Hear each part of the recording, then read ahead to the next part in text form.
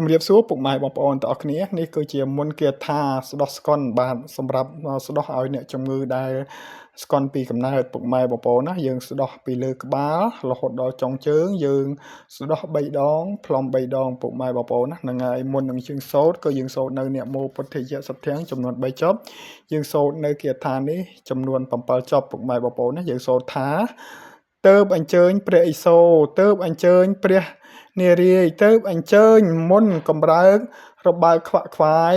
ឆេះខ្មោចអាបឆេះខ្មោចព្រាយឆេះខ្មោចទាំងឡាយឧមៈសិទ្ធិស្វាហៈពុកម៉ែបងប្អូនសូត្រដូចខ្ញុំសូត្រអញ្ចឹងមកពុកម៉ែបងប្អូនណាមួយអញ្ចឹងមកដើម្បីឲ្យ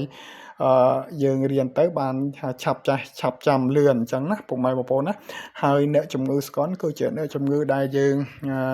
ពេលខ្លះពិបាកក្នុងការមើលថែដែរដោយសារតែអ្នកជំងឺនឹងឡើងខ្ពស់ក៏មិនបានទៅកន្លែងមាត់កំពុងក៏មិនបានដែរព្រោះអីវាគ្រោះថ្នាក់អរគុណ